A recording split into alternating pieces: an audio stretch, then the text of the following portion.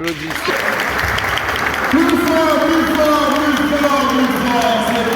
le corps de Macabelle, venu dans le step, titré Le Drapeau. Encore on va chanter avec le pendant une descente de la scène. Mon joli petit drapeau, mon joli petit drapeau. Ok, on va enchaîner avec un seul drapeau, thème qui nous amène directement vers ce qu'on appelle l'unité nationale. On est là pour débattre, pour agir dans le sens de construire l'unité nationale, tant recherchée mais essentielle pour notre devenir en tant que peuple. Sur ce, je vais citer les noms de nos différents conférenciers et vous allez les applaudir pour moi. En tout premier lieu, nous avons avec nous le professeur Newton Germain Normalien. Professeur Newton, vous allez vous lever. En deuxième position, le professeur Jean-Alice Laurent Normalien. Ensuite, le professeur Alex Gaumont, juriste. Et enfin, le professeur Ali Woodley, normalien, éducateur. Sous vos applaudissements. Un grand merci à vous. Ce qui vous est réclamé en ce moment, c'est votre attention.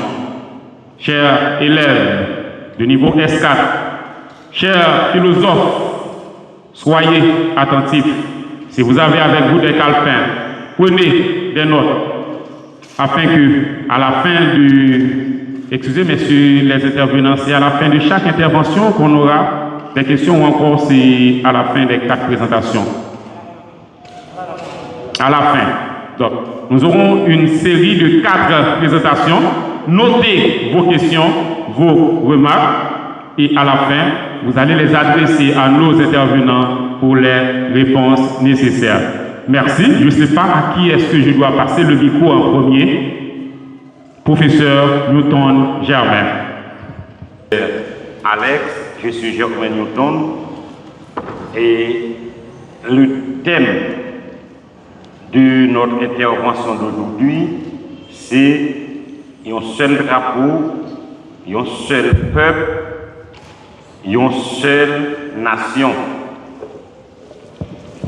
Si, en fait, vous observez le drapeau comme étant une seule pièce d'étoffe, vous n'allez pas comprendre l'importance du drapeau pour un pays.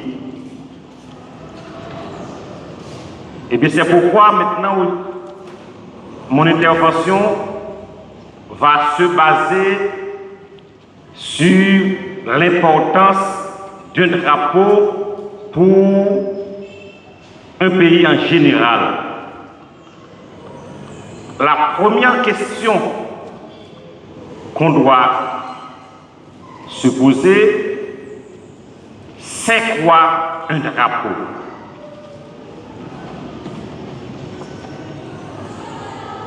Pourquoi symboliser un pays à travers un drapeau? Je dois dire, un drapeau, c'est un outil culturel et historique pour un pays. Un outil culturel et historique de pays. C'est un élément représentatif d'une nation. C'est le témoin des bons moments et des mauvais moments. Le drapeau a tellement une grande importance. À chaque fois qu'on observe un événement mondial, on fait apparaître le drapeau. Et le drapeau, normalement, représente le pays. C'est le cas des grands événements mondiaux comme la Coupe du Monde, les Jeux Olympiques, on fait venir les drapeaux pour représenter le pays. Voilà pourquoi je pense que un drapeau n'est pas seulement une simple pièce d'étoffe ou 2 ou 3 pièces d'étoffe. Il a une valeur historique et culturelle. Alors, je ne vais pas être trop long. Je vais passer la parole à mon collègue Alex, pour vous présenter la genèse du drapeau haïtien. Vous avez la parole, M. Alex. Merci, Milton. C'est dommage que mon fils Milton n'a oublié le nom de son père. C'est toujours un plaisir pour moi, un plaisir très immense de me trouver à côté de mes anciens élèves, Milton, Alex Domon, mon supérieur hiérarchique, il faut le dire, et à côté de mon ami Oudi Ali. Et c'est toujours aussi un privilège, je dirais, un grand privilège de la mesure où je me trouve devant des jeunes de différents établissements scolaires de la ville pour les entretenir, sur une date aussi importante qu'est le 18 mai, particulièrement sur la genèse de la création de notre bicolore, ou bien de nos bicolores. Je vous en parlerai un peu plus tard.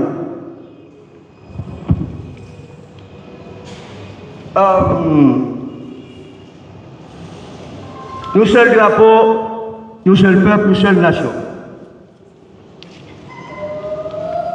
Nous allons parler de certaines étapes très importantes avant d'arriver à la création du bicolore à la caille de 18 1803. Souvent, j'ai fait comprendre à mes apprenants qu'en matière d'histoire, il y a 3 paramètres, 3 éléments, 3 variantes qui se donnent la main. Ce sont les causes ou les antécédents, les faits historiques et les conséquences. Et il n'y a pas à sortir de là.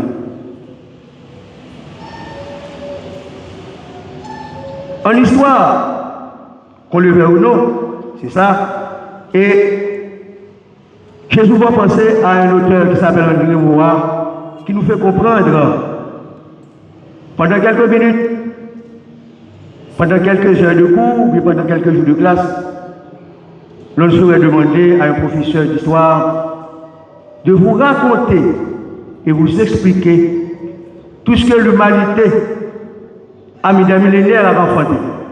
C'est pour vous dire que nous allons être très succincts, très précis et très concis. De manière méthodique, je vais faire état des différentes étapes importantes de notre histoire qui ont conduit à la genèse du bicolore à la caille de 1803. Nous allons nous situer exactement dans le régime ouverturien établi à ces domaines après sa politique d'élimination des agents métropolitains jusqu'à Édouville, le dernier, qui avant de quitter la colonie avait semé les germes de division entre les 2 secteurs protagonistes qui s'entre-déchiraient toujours soit pour une question de classe, et ça ne pèse pas tellement dans la mesure où dans l'armée de Toussaint Louverture il y avait des mulâtres, dans la mesure où dans l'armée de Rigaud il y avait des noirs. Donc c'est pour vous dire que la question de couleur ne pèse pas tellement. Une lutte récurrente pour une question de privilège économique, pour la prédominance de classe et l'hégémonie politique. Maintenant, dans un contexte où Napoléon avait besoin de beaucoup d'argent pour faire la guerre, parce qu'à l'époque, presque l'Europe entière faisait la guerre contre Napoléon, contre la force napoléonienne. Et même Napoléon le reconnaît quand il dit, pour faire la guerre, il y a 3 éléments qui sont fondamentaux. Premièrement, il faut de l'argent. Deuxièmement, il faut de l'argent. Et troisièmement, encore de l'argent. Et à ce compte, Saint-Domingue représentait pour la France napoléonienne une vache laitière. Puisque, sachez que les produits coloniaux pesaient beaucoup sur le marché international, particulièrement sur le marché français. Maintenant, la guerre du Sud, un épisode très regrettable, très malheureux, allait avoir lieu. Beaucoup de mulâtres, presque les grands officiers de l'état-major de ce secteur, prenaient le chemin de l'exil.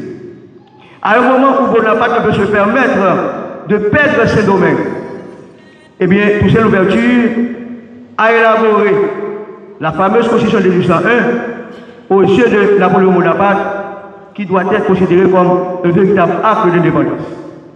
Et en recevant des mains de ses capitaines,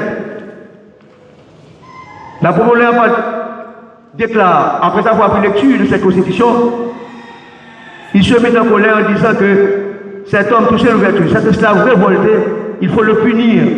C'est un outrage à la France. Et il avait tout fait pour envoyer une expédition composée de plus de 25 000 hommes, 25 000 soldats triés sur le volet, des troupes les mieux formées, les mieux entraînées, les plus aguerries de la France, avec l'instigation de son beau-frère Leclerc.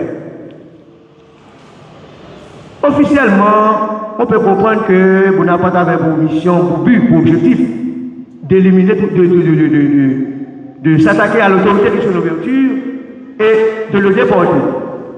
Mais officieusement, ça ne s'arrête pas là, dans la mesure où Bonaparte avait pour vision, pour objectif de désarmer la population, armée depuis son tonax, depuis la troisième révolution civile, de désarmer les principales têtes pensantes, noires et mulâtres, et de les déporter. On peut comprendre facilement pourquoi. Pétion, à un moment donné, qui refusait de s'entendre avec les Noirs, il était parti, il était revenu avec l'expédition, avec tant d'autres têtes. Et Pétion jouait le rôle d'attireur dans la expéditionnaire. C'est pour vous dire que Pétion était plus français que Domingois. Étant donné que Pétion s'était rendu à l'évidence que les intérêts de sa classe étaient menacés, eh bien, indépendamment de la volonté, eh bien, il s'était transcendé et les contacts se multipliaient.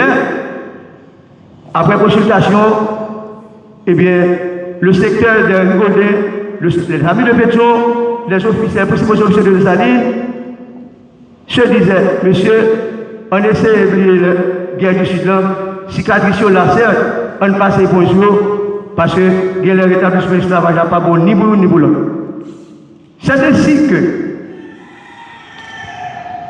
n'est quitté plus régal citoyen, donc je vois, Dessalines cherche un moyen de la Tivoli, de la petite rivière de la Tivoli, passant par le camp Gérard, pour arriver à la Caille, pour dire toute conférence de commencer depuis le 16 mai, ce n'est pas exactement le 18 mai. Eh bien, tout le monde était convenu de remettre le commandement de l'armée indigène entre les mains de Dessalines comme le plus ancien général de l'époque. Le dossier était classé. 18 mai, les officiers de l'Ouest et du Sud s'étaient réunis à la Caille sous l'habitation Miroir, non loin de la Caille. Après un geste vif, Dessalines arracha le blanc du drapeau français et confia à Catherine Flon, sa fille, il faut le dire en passant. Catherine Flon était la fille de Dessalines et sa mère s'appelait Marie-Augustine Flon. Il confiait à Catherine Flon de recoudre les deux bandes de toile bleu et rouge dans le sens horizontal pour symboliser l'unité des Noirs et des mulâtres. L'unité et l'égalité des Noirs et des mulâtres. Je ne veux pas être trop long, mais il faut dire en passant que, indépendamment des positions et des points de vue d'auteurs ou d'historiens d'horizons différents, indépendamment aussi des différentes modifications que le bicolore allait subir de 1803 jusqu'à François Duval en 1964 qui avait créé son propre drapeau, et jusqu'au départ de Jean-Claude Duval en 1987, Amnesty 26, pardon. Eh bien, si nous avons réalisé 18 mai au nom de l'Union, pour reprendre au droit fongreux, de nos jours encore, il faut que cette union soit concrétisée, réalisée. Il faut que nous entreprenions, main dans la main, tous ensemble, dans une véritable combat nationale, afin de sortir le pays de la vie de l'ornière où il se trouve. L'union fait la force, c'est notre devise, même justice pour tous. Permettez que j'ajoute un mot très cher à un ancien officier de l'armée d'Haïti, le général Henri Lefy. Vive, j'ajoute, le bicolore bleu et rouge. Vive nos bicolores, indépendamment de leur position. Vive le peuple haïtien. Vive la nation haïtienne, à tout jamais unis. Merci.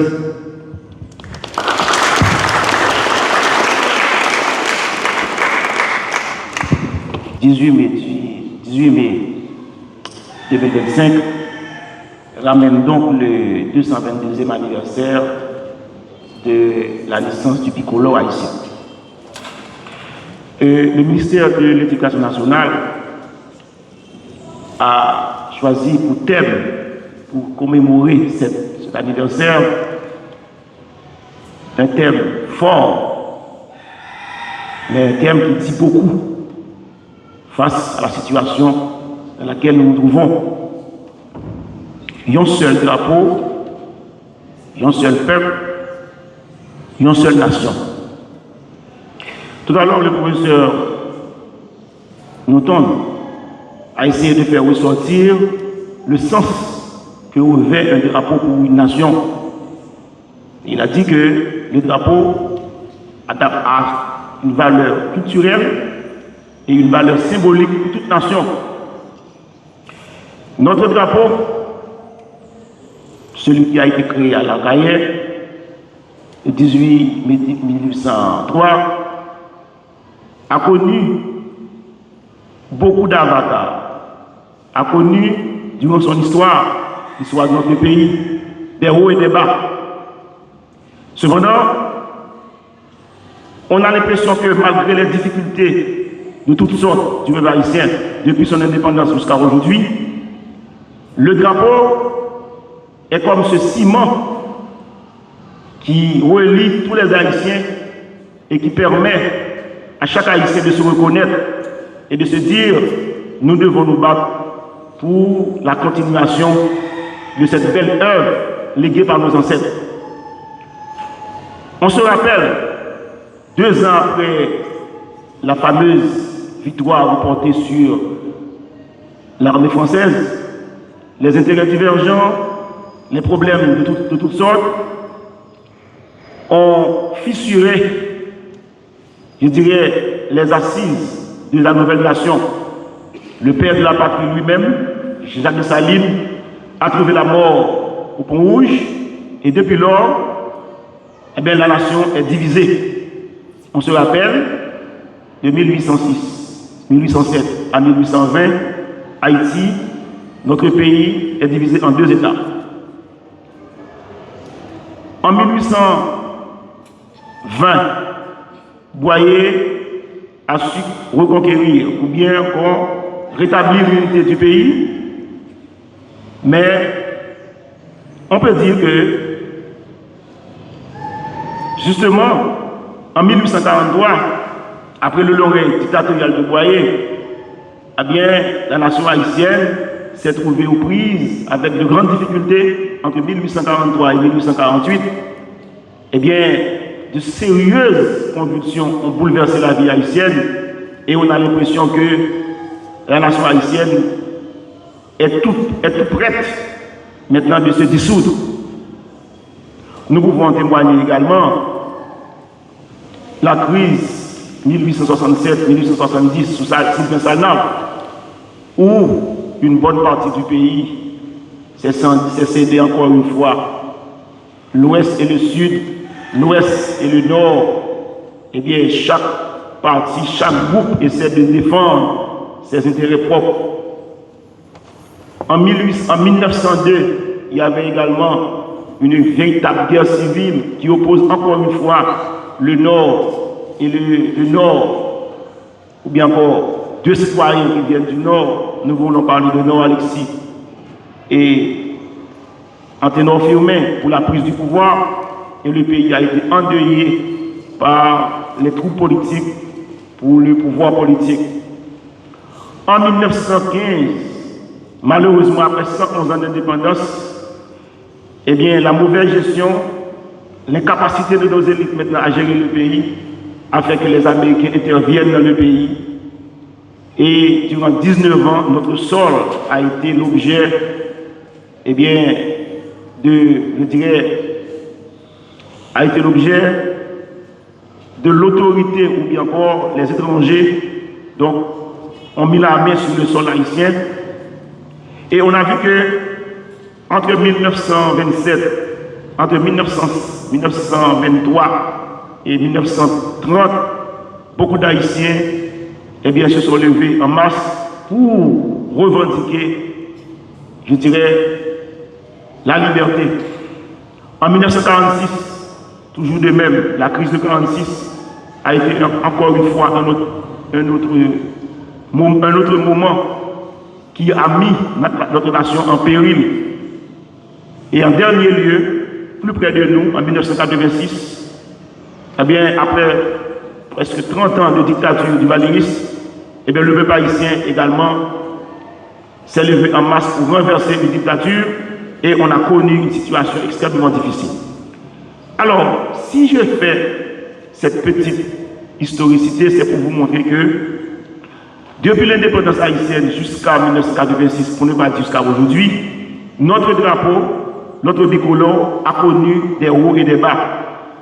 Cependant, ce qui a permis à notre nation, à notre vie, de supporter, de rester toujours unis, c'est parce que l'idéal qui a été scellé à l'entraillère, ce drapeau-là qui est le symbole de notre identité, eh bien, il a permis au peuple haïtien, à nous autres haïtiens, de rester unis et soudés et de ne jamais oublier les sacrifices que nos pères se sont consentis à la carrière pour nous donner cette patrie, et que ce drapeau a été également le signal qui nous permet de nous dire que nous devons nous battre du bec et des ongles pour non seulement préserver cet héritage, mais également pour racheter ou bien encore pour empêcher que les étrangers reprennent notre Haïti, donc pour nous imposer ce qu'ils veulent. En d'autres termes, nous voulons la souveraineté nationale.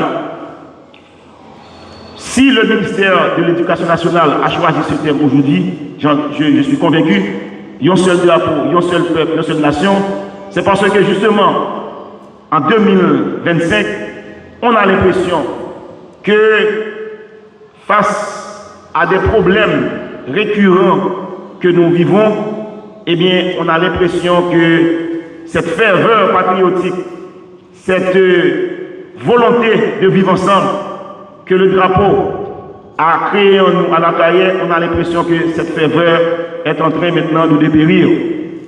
Et c'est pourquoi que ce matin, 17 octobre 2025, donc une journée avant la célébration de demain, c'est un appel, un moment important que je lance à tous les Haïtiens, spécialement à vous autres jeunes qui avez la responsabilité maintenant de prendre la relève de ce pays, que nous devons sincèrement nous replonger dans cette ferveur patriotique qui nous a valu ce drapeau et de nous dire que de prendre ou bien de faire le serment solennel que nous devons faire face et déface, malgré les difficultés, de défendre cet héritage et de faire prospérer notre pays tel que l'a voulu les pères fondateurs de la patrie haïtienne.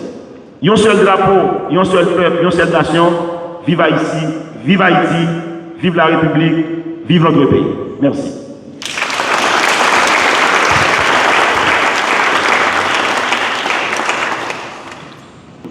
Et plusieurs d'entre nous, et le drapeau a une valeur symbolique et historique. Donc, vous le connaissez tous. Premièrement, le professeur Alix a montré la genèse de ce drapeau, comment celle-ci a édifié pendant le temps, a construit pendant le temps de 18 mai 1803 jusqu'à nos jours. Donc, le professeur Newton a montré l'importance du drapeau même, un outil culturel et historique. Dans l'exposé du professeur Domon, il a montré le drapeau comme symbole d'unité, symbole de souveraineté, symbole de solidarité. Alors aujourd'hui, comme nous vivons dans une crise politique, sécuritaire, économique, diplomatique, crise de citoyenneté, crise au niveau de l'éducation, comment placer la célébration du drapeau? Quelle est l'importance du drapeau dans ce contexte actuel? Est-ce que la célébration du drapeau est importante dans ce contexte? Donc, on peut dire oui, la célébration du drapeau est importante parce que le drapeau a une valeur culturelle, historique et symbolique. Donc, comme rappel, le drapeau a une valeur culturelle, historique, parce que ça se construit dans le temps, et symbolique. Donc, le drapeau revêt une signification importante pour nous. Premièrement, symbole d'unité. Aujourd'hui, nous vivons dans une société divisée, sectoriée,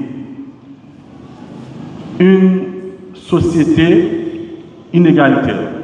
Maintenant, comment le drapeau pourrait nous aider à solidifier, consolider notre société? Donc, sur la base historique même, la conjoncture qui mène à la création du drapeau peut nous permettre de considérer l'aspect de l'unité, de la solidarité, du symbolisme même du drapeau. Deuxièmement, comment le drapeau pourrait nous aider dans la division qui s'enchaîne aujourd'hui dans notre société? Alors, en 1803, le drapeau révèle une signification de rupture. Les ancêtres, avec la création du drapeau, permettent de constater une rupture avec la puissance française.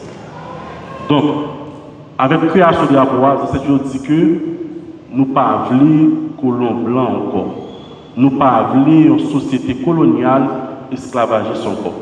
C'est le sens de rupture qu'on donne au drapeau en 1803. Mais aujourd'hui, le drapeau peut nous aider dans cette crise que nous vivons. Quelle crise? Crise sociétale, comme structure avec plusieurs éléments. Parmi les éléments, on a une crise politique. Donc, depuis l'assassinat de Jovenel Moïse, on n'a pas de président élu, on n'a pas d'institution parlementaire, on n'a pas d'institution judiciaire parce que la Cour supérieure de justice en Haïti est en panne à cause de la crise institutionnelle. Deuxièmement, crise sécuritaire. Avec l'apparition des gangs depuis 5 ans, on vit dans une société divisée par des tensions, par des violences sous toute forme, violences sexuelles, violences physiques, violences symboliques. Crise diplomatique. L'image de la nation est ternie sur le plan international. Crise morale. On vit dans une société de corruption qui gangrène les institutions étatiques. Maintenant, comment le drapeau peut nous aider dans cette perspective? Alors, le drapeau pourrait nous aider, premièrement, à nous unir. Donc, ça, c'est un aspect qui est important, à nous unir. À nous unir sur le plan politique, même si celle-ci est difficile. À nous unir sur le plan de la citoyenneté. Aujourd'hui, on vit une crise de la citoyenneté. Comment remédier à cette crise? Donc le drapeau pourrait nous aider. À nous unir sur le plan économique. Le pays est dans une crise depuis 1986 une crise multiforme sur le plan économique. Comment le drapeau pourrait nous aider? Il peut nous aider dans une consolidation d'une élite économique qui servirait à la nation. Donc la célébration du 220e anniversaire du bicolore haïtien a un double aspect. Premièrement, un aspect historique, parce que le drapeau revêt une signification historique. Elle est née dans un contexte historique spécifique qui est la colonisation haïtienne, mais la colonisation française, excuse-moi. Deuxièmement, le drapeau a une valeur symbolique, symbole d'unité, de solidarité et symbole de collectivisation. Donc maintenant, on peut considérer les trois aspects pour célébrer notre drapeau dans un moment de crise et dans une conjoncture difficile. Alors, il y a un peu de monde qui a dit là, pour qui ça Haïti doit célébrer le drapeau dans ce moment ça? Parce que le pays a pas une institution, le pays a une crise politique, le pays a divisé. Donc, je rappelle nous, c'est symboliste du drapeau même, c'est symboliste qui derrière le drapeau même qui fait nous de fêter. Parce que derrière le drapeau nous est un bon symbole qui est important, nous pensons que nous devons considérer. Et parmi ces symboles, nous avons premièrement le symbole d'unité nationale, parce que le drapeau, c'est le symbole même de l'unité nationale. C'est noir et les mulâtres qui ont donné naissance au drapeau haïtien le 18 mai 1803. Symbole de solidarité. Nous avons vécu plusieurs expériences qui montrent les Haïtiens, ce sont des gens solidaires, surtout dans les moments difficiles. Donc le drapeau, c'est un symbole de solidarité et de résilience. Maintenant, un seul drapeau, un seul peuple, une seule nation nous renvoie à une perspective de solidarité, d'unité et de complaisance. Alors, fêtons le drapeau régulièrement, chaque année, pour montrer notre résilience, notre solidarité comme peuple. Merci.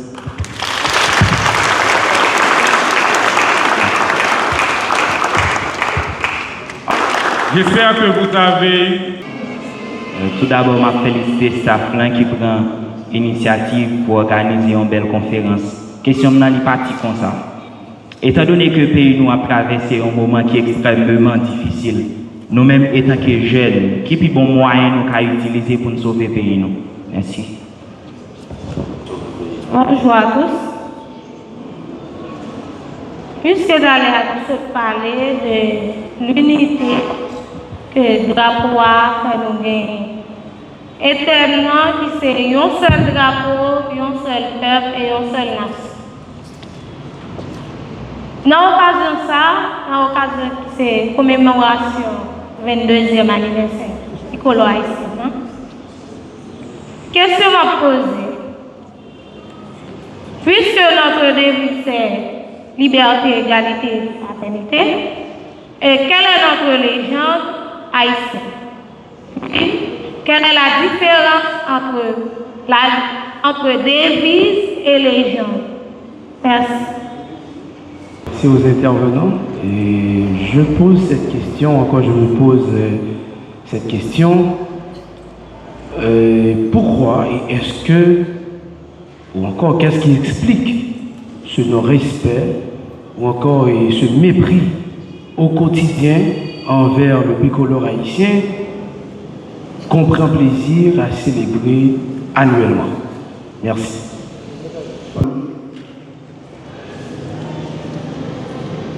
Je ne vais pas répéter ça. Moi, je suis un où était trop attaché à ça, mon dit à citation. Pendant que moi qui te dis ça, sont intellectuels de l'anglais. Mais monsieur pas connaît si il y a le dictionnaire de citation. Pas universitaire qui a posé ton thèse, ou pas lever, c'est pour un roman, pour écrire un bagage. Il faut un tuteur, il faut un bagage qui te dit, pour appuyer sur lui. Exemple, Galilée te dit que dans la nature, rien ne se. Comment? On va faire le chimino. Rien ne se perd, rien ne se crée, tout se transforme. Bon. La voici, la voici. Et pas Galilée, c'est où on dit. Ok, bref. Moi-même, j'ai eu le privilège d'effectuer certaines recherches à la Tigolière, au Alexandre Dumas. Le photospécialiste l'école, la bombe avec écrit, et ça a toujours retenu attention, on a les Ramakisna qui te dit ceci. L'ignorance est source de division et la connaissance est source de l'unité. Comment est-ce que vous comprenez? La carrière n'a pas de 3 classes. Une classe en bas, une classe moyenne, une classe en haut. Et classe en haut, il n'y a pas de classe de monde sorte là dans le monde.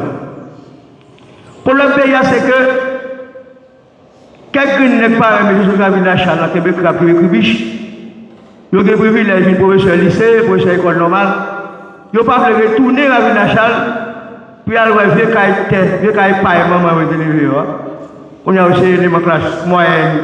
Il n'y a pas de misère, pas de pauvres en prison. Pas de prisonniers en prison.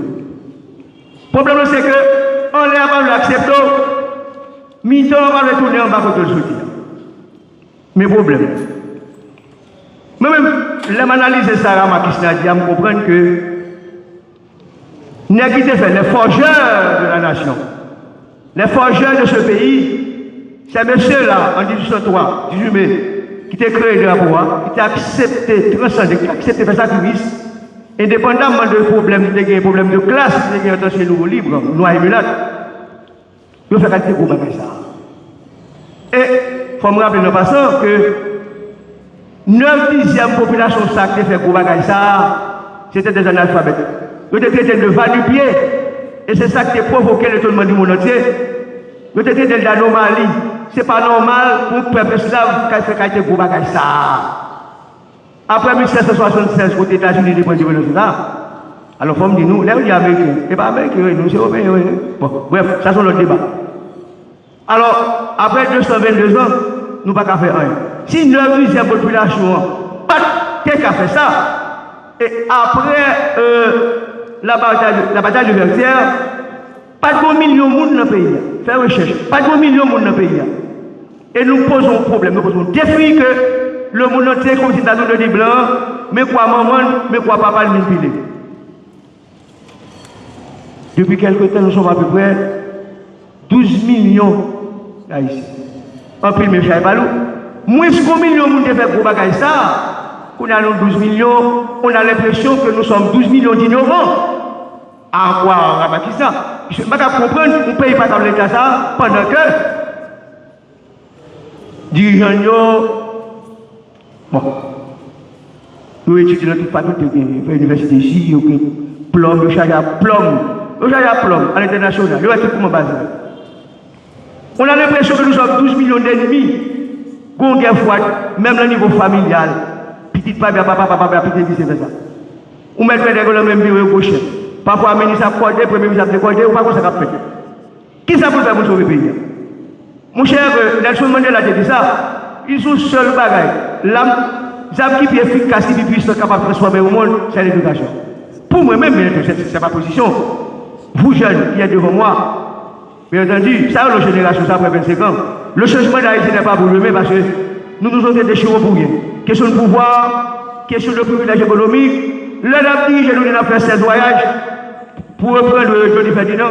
Nous levons le cabane de Albert, toute l'argent sociale de l'État. Il y a payé pour 400 millions pour dépenser pour le drapeau au niveau national, mais on n'a pas payé pour combien de millions. Même chez Kamon Gabi Jono, il y a des chèques, il y a même une carrément.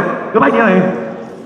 Bon, je pense que pour nous sauver le pays, ça, sous nous, on manger patate. Tous les mangent patate.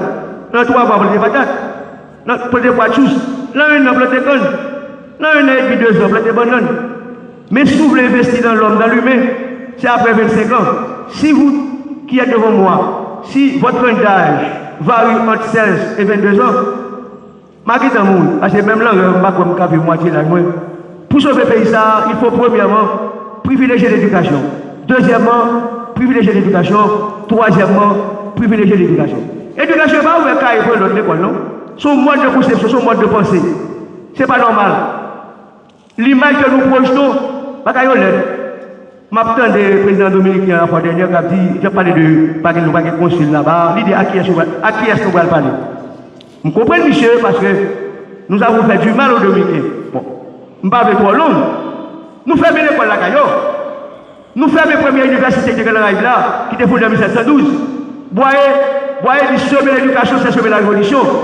Il n'a pas ragé du système, nous faisons plus tard. Maintenant, en 1937, nous avons ça au défense, et les Vescato, les professeurs sont là. Nous avons ça au fait, et nous travaillons pour ça. Il y a plus de pédouné, il y a plus de milliers d'étudiants. Il y a pas de pédouné Caraïbes.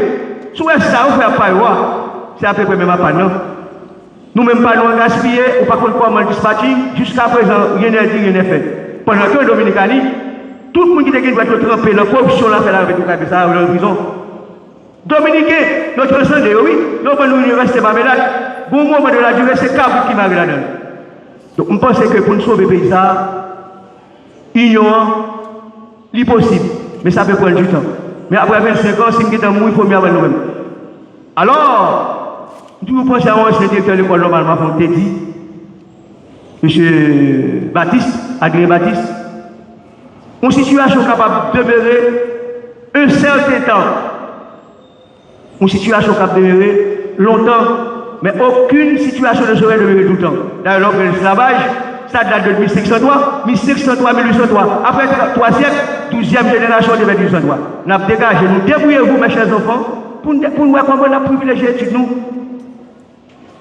Après 25 ans, au moins pour nous l'autre pays. Bagaille comme ça. Vous mettez tout sur un cap là, défi on a prévu quand même. Mon seul peuple, mon seule nation. Nous allons gagner plus fort, plus fort,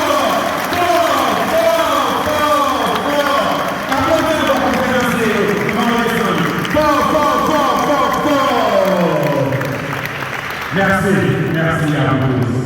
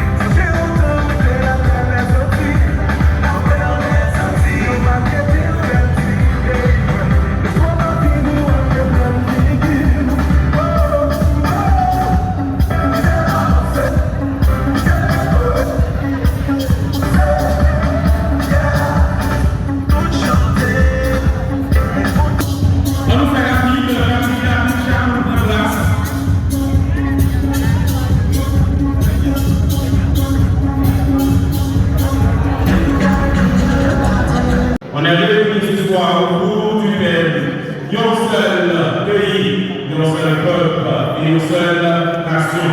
Pour même intégrer la carrière que nous avons enchaînement. Hier soir, nous avons eu 7 hommage à 4 professeurs du département de l'Ouest. Nous avons honoré dans la niveau scolaire, c'est Mme Marina, qui travaille à l'école nationale de Lyon. Nous avons honoré Mme Jules Alicia, qui travaille École nationale Notre-Dame de Lourdes. Nous avons honoré par la suite professeur Camilo, c'est le professeur en pile de monde à préciser dans l'école spécialement. Et enfin, nous avons honoré le professeur de l'université qui c'est professeur Vito Léon. Vous-même qui est là, vous-même qui est là, n'attendons une fois encore. Applaudissez pour nous-mêmes qui avons fait ça au dossier. Plus fort, plus fort, plus fort, plus fort. Merci. Et la partie de programme, ça est là, c'est un programme 100% de l'école, un programme 100% élèves, un programme qui permet seulement la continuité des drapeaux. Nous ne pouvons pas mettre des drapeaux, nous les déjà, mais seulement, on va prendre le petit ça avec une seule fois. Nous pensons que tout le monde là quand même, mon drapeau, mon livre, le drapeau. Qui est-ce qui a proposé ça? Mon joli petit drapeau, mon drapeau.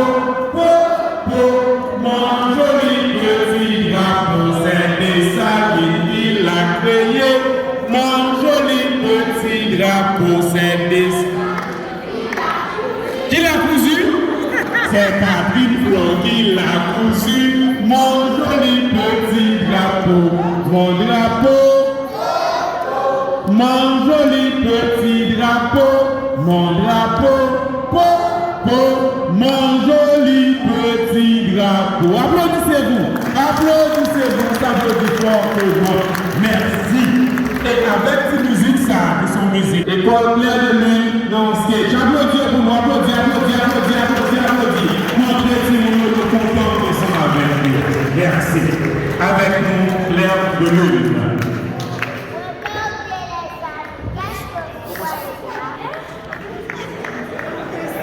Micro.